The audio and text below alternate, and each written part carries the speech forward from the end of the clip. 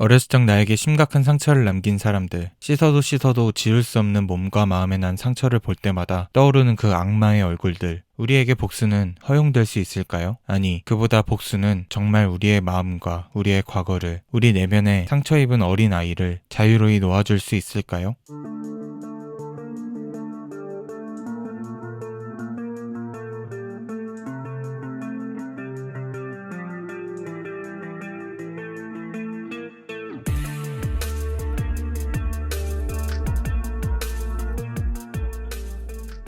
넷플릭스 시리즈 더 글로리의 이야기는 한마디로 복수극입니다. 지난 영상에서도 주인공 동은의 과거와 동은을 괴롭힌 일진 무리들에 대해 짧게 얘기했었는데요. 지난 12월에 공개된 더 글로리 시즌 1은 동은이가 고등학교 시절 겪었던 학교 폭력의 잔인한 모습들을 보여주고, 꽤나 시간이 흐른 뒤에 동은이 그동안 그들을 향해 계획했던 복수의 시작을 이야기해 주었습니다. 3월에 공개될 더 글로리 시즌 2는 동은의 복수가 더 본격적으로 실행될 것으로 보이는데요. 이미 시즌1에서도 동은은 박연진, 전재준, 이사라, 최혜정, 손명호가 이룩한 삶에 깊숙이 들어가 그들에게 충격과 불편함을 안겨주었습니다. 그 과정에서 손명호는 이미 죽음을 맞이하게 되었고, 박연진도 감추었던 판도라 상자를 사랑하는 사람에게 들키고 말았습니다. 본격적인 사이다가 시작되려고 하는 그런 시점에서 시즌1은 막을 내리게 되었는데요. 그러나 아무리 더 글로리가 학교폭력이라는 현실의 문제를 다루고 현실적인 피해자의 아픔을 조명하고 가해자들의 소시오패스적인 면모들을 현실에 가깝게 보여주었다 해도 더 글로리의 서사는 현실과는 동떨어진 이질적인 이야기로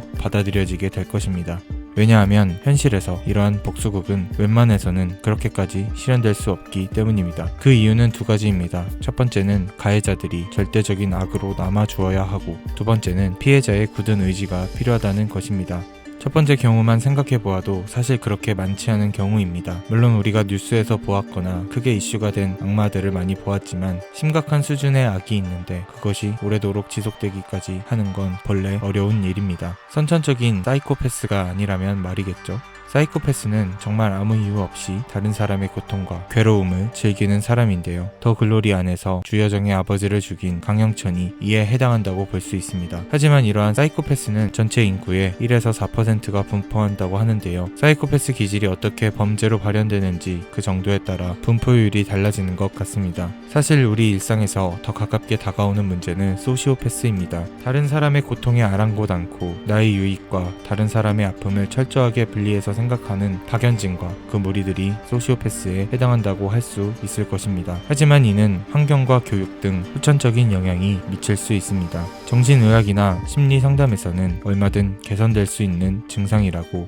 여기기도 하는데요. 다만 박연진의 경우처럼 아무리 악행과 사고를 저질러도 돈과 권력을 통해 수습이 가능한 상황에 있다면 개선의 여지는 크게 줄어들 것 같습니다. 복수극이 이루어지기 위한 첫 번째 전제, 악이 계속해서 악으로 남아있어야 한다는 것도 어렵지만, 두 번째, 피해자의 굳은 의지도 결코 쉬운 조건은 아닙니다. 마음속에 누군가에 대한 미움과 증오와 복수심을 가지고 모든 인생을 그곳에 바치는 것도 보통 상황에서 가능한 일은 아니죠. 고등학생 때부터 박연진 무리를 향한 복수를 꿈꾸고 그 복수를 위해 수년간을 준비했던 동은은 정말 굳은 의지를 가지고 있는 사람이라고 할 수 있는데요. 동은은 그 복수를 준비하는 과정에서 조력자 강현남을 만나게 됩니다. 강현남은 참 다채로운 캐릭터이죠. 그녀 또한 남편을 향한 복수를 꿈꾸고 있지만 동은과 함께하면서 간혹 개그 포인트를 만드는데요. 난 메말지만 명랑한 년이에요. 세상. 하지만 동은은 현남에게 말하기를, 전 웃고 싶지 않거든요. 왜요? 웃다 보면 잊어버릴까봐요. 내가 뭘 하는지. 물론 하지만 동은의 말처럼 복수극이 이루어지기 위해서는 모든 순간 자신의 상처를 기억해내야 하고 그 아픔을 잊지 않기 위해 그녀에겐 웃는 일조차 없어야 했습니다. 그런데 과연 그게 맞는 일일까요? 그러한 복수를 위해 사는 일이 문동은 자신을 위한 일이 맞을까요? 인간은 누구나 행복을 추구하는 존재들입니다. 동은이 웃지 않는 것은 지난 상처를 잊지 않기 위함이라고 했는데, 의지적으로 기억해내려 하지 않으면 아무리 아픈 기억이라도 희미해지고 흐려진다는 얘기입니다. 망각 또한 자신의 행복을 추구하는 선에서 이루어지는 정신작용이기 때문이죠. 그러나 많은 사람들은 이 지점에서 이렇게 말할 수 있습니다. 나에게 큰 아픔과 고통을 준 저 사람들은 멀쩡하게 행복하게 잘 살아간다. 그래서 그것을 견딜 수가 없다고 말입니다. 더 글로리의 제목의 의미는 용서는 없어. 그래서 그 어떤 영광도 없겠지만 용서를 하면 도덕적으로나 윤리적으로 문제가 되지 않습니다. 오히려 어떤 종류의 우월감을 느낄 수도 있고 평범한 일상을 더 빨리 회복할 수도 있을 것입니다. 하지만 이러한 용서에 선제되어야 할 것은 바로 가해자의 진심 어린 사과라고 하는데요. 트라우마를 경험한 피해자들이 가장 원하는 것이 가해자의 진심 어린 사과라고 합니다. 그러나 더글로리에서 박연진 무리는 극악무도할 정도로 사람들의 고통을 즐겼고 수단과 방법을 가리지 않고 자신들 악행의 책임을 외면하려 했습니다. 이들에게 진심 어린 사과 자체가 불가능하다고 생각될 수 있고 아마 그들에게 복수를 성공하여 그들을 굴복시킨다 한들 끝내 진심 어린 사과는 받아내지 못할 것 같습니다. 그렇기 때문에 동은은 그러한 영광을 포기하고 현실에서의 지옥을 선물하겠다는 결심을 하게 된 것 같습니다. 사실 영광이라는 말은 일반적으로 평소에 잘 사용하지 않는 표현입니다. 그러나 용서와 복수의 상황에서 굳이 이러한 표현을 사용했다는 것은 이 장면과 또 연결될 것 같은데요. 너희가 친히 원수를 갚지 말고 하나님의 진노하심에 맡기라. 원수 갚는 것이 내게 있으니 내가 갚으리라 하시니라. 이 장면을 보면서 생각났던 것이 바로 영화 밀양이었습니다. 영화 밀양에서 주인공 이신혜는 이미 남편을 잃은 상황에서 홀로 키우던 아들이 유괴되어 살해되는 끔찍한 일을 겪는데요. 이후 자신의 심적 회복을 위해 교회에 나가고 그곳에서 가해자를 용서해야 한다는 권고를 듣습니다. 그리고 가해자가 있는 교도소에 가게 되죠. 하지만 그곳에서 가해자는 너무도 평온한 표정이었는데요. 그러면서 자신은 이미 하나님을 만나 회개했고 용서를 받아 마음이 평안해졌다는 것이었습니다. 이후 이신혜는 교회에 해코지를 하며 그 교회를 붕괴시키려고 하는데요. 피해자의 용서와 회복도 없는 이기적인 회개가 얼마나 무의미한지를 보여줍니다. 그런데 과연 하나님은 용서해 주셨을까요? 성경에서 예수님은 이렇게 말씀하셨습니다.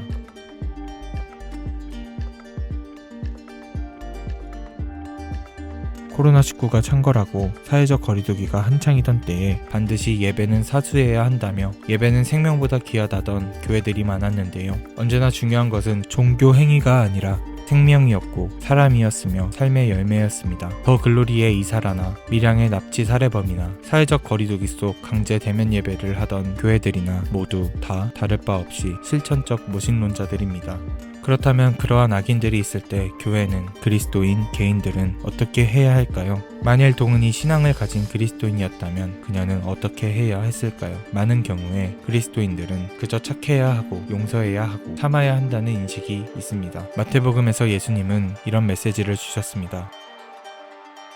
언뜻 이 말씀은 오른쪽을 맞았으니 왼쪽도 맞아서 모든 폭력을 당해주고 참아서 평화를 이루라는 뜻처럼 보이지만 사실 이 말은 본격적 모독을 당했을 때에는 그 악을 참지 말고 정당하게 저항하라는 뜻이 담겨져 있습니다. 더 글로리는 결국 사적 복수를 담고 있기 때문에 청불 시청 등급을 매기게 되었다고 하는데요. 사실 어떠한 경우에서든 폭력은 정당화될 수 없다고 하지만 모든 피해를 받은 동은이 그대로 모든 것을 억누르고 참아야만 했다고 얘기할 수는 없을 것입니다. 적어도 진심 어린 사과와 뉘우침도 없는 이들에게 그들의 잘못을 고발하는 것까지는 오히려 더 성경적이지 않았을까요? 어떠한 아픔이 있을 때 피해자와 가해자가 있는데 대부분 현대 사회에서는 사법적 정의 안에서 가해자에 대한 처벌만 존재합니다. 더 중요한 것은 피해자에 대한 위로와 상처의 회복일 것입니다. 그러나 한 발자국 더 나아간다면 가해자의 회복 또한 필요합니다. 단순히 그들을 비난하고 매장시키는 것에만 그친다면 그것은 또 무슨 의미가 있을까요? 그들이 잃어버린 인간성을 회복하고 공동체를 회복할 수 있도록 그들의 잘못을 깨닫게 하는 일이 필요합니다. 가장 먼저는 가해자들이 마땅한 값을 치르고 피해자들에게 용서를 구하는 일이며